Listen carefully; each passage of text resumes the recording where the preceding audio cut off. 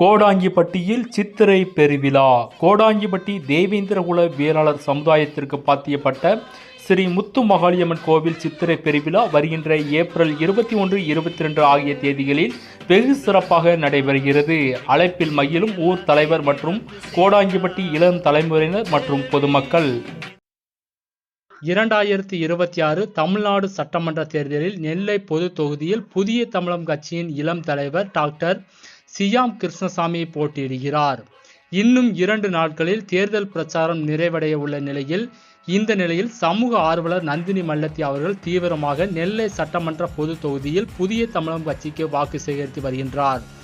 இது பற்றி விரிவாக காலாடி தலைமுறையின் தலைமை நிருபர் அவர்களுடன் தொலைபேசி வாயிலாக கள நிலவரங்களை பதிவு செய்ய சமூக ஆர்வலர் நந்தினி மல்லத்தி அவர்கள் இணைந்துள்ளார். அவரை நிகழ்ச்சிக்கு வரவேற்போம். அக்கா வணக்கம்.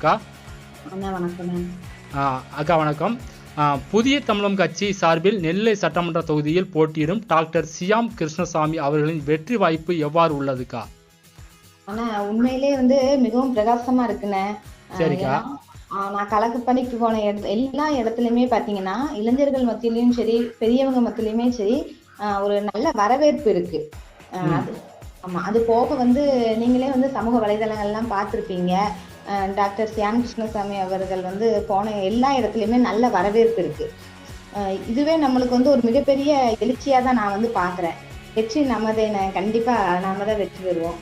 கண்டிப்பாக. அடுத்தபடியாக தொடர்ந்து பல்வேறு கட்ட தேர்தலில் தேவேந்திரகுல வேளாளர் சமூகம் தனி தொகுதியில் போட்டியிட்டதாக தான் வரலாறு உள்ளது. தற்பொழுது அந்த வரலாறு முறியடிக்கப்பட்டு பொது தொகுதியில் டாக்டர் சியாம் கிருஷ்ணசாமி போட்டியிடுகிறார். இதை எப்படி பார்க்கிறீர்கள்? வரலாறை மாற்றி அமைக்கிறது தான் புதிய தமிழகம். அதுதான் டாக்டர் சியாம் கிருஷ்ணசாமி. அதனால இதை நம்ம எப்படி பாக்குறோம் அப்படிங்கறத விட இதை நம்மளோட ஒரு எழுச்சியா தான் பார்க்கணும்.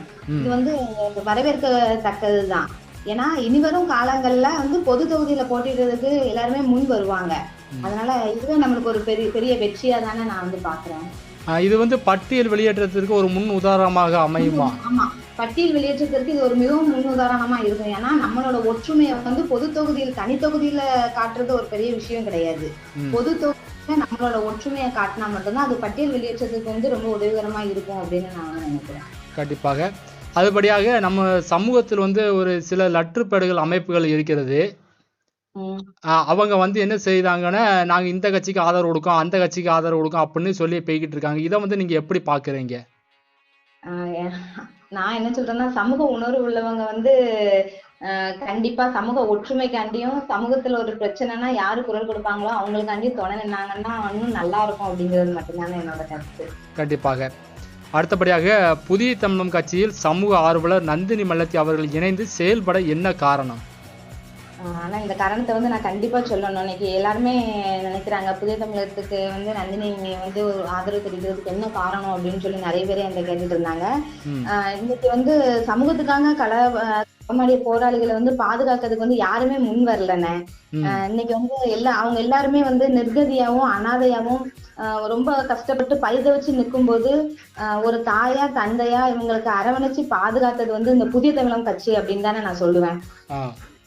இந்த சமூகத்துல ஒரு பொண்ணா அதிக அளவுல அடக்குமுறைக்கு ஆளாக்கப்பட்டு ரொம்ப கஷ்டப்பட்டது பாத்தீங்கன்னா அந்த நந்தினி மல்லத்தி மட்டும்தான். கிட்டத்தட்ட 13 முறைக்கு மேல காவல்துறையால வீடுக்கு எங்களோட உடைமைகள்லாம் உடைச்சு எரியும் போதும் எதிரிகளால நான் தாக்கப்பட்டிருக்கும் போதும் எங்களுக்கு துணையா நின்று குரல் கொடுத்தது பாத்தீங்கன்னா புதிய தமிழகம் மட்டும்தான். அப்படிங்கும் போது அந்த வலியும் வேதனையும் எங்களுக்கு மட்டும்தான் தெரியும். இந்த வலியும் வேதனையும் என் சமூக இளைஞர்களும் என் சமூகமும் பற்றக்கூடாது அப்படிங்கிற ஒரே காரணத்துக்காக மட்டும்தானே நான் அந்த புதிய தமிழகத்துக்கு ஆதரவு தெரிவிச்சேன். கண்டிப்பாக.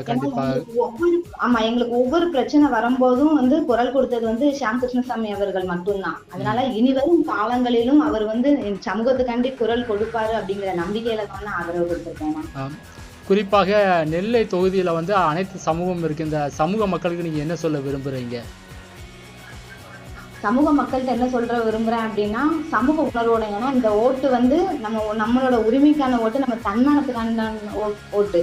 இதை நம்ம ஒற்றுமையை காட்டணும் அப்படின்னா கண்டிப்பா இந்த ஒரு முறை யோசிச்சு நிதானமா சமூக உணர்வோட ஒவ்வொரு தெய்வேந்திரர்களும் பாத்தீங்கன்னா புதிய தமிழகத்துக்கு ஓட்டு போட்டு நம்மளோட வெற்றி வகை வந்து சூடணும் அப்படின்னு நான் வந்து ஒரு அவங்க வீட்டு சகோதரியா நான் கேட்டுக்கிறேங்க. கண்டிப்பாக அக்கா. உங்களுடைய பொன்னான நேரத்தையும் கள நிலவரத்தையும் காலாடி தலைமுறைக்கு தெரிவித்ததுக்காக மிக்க நன்றிக்கா. ரொம்ப நன்றிங்க, ரொம்ப நன்றி. நன்றி.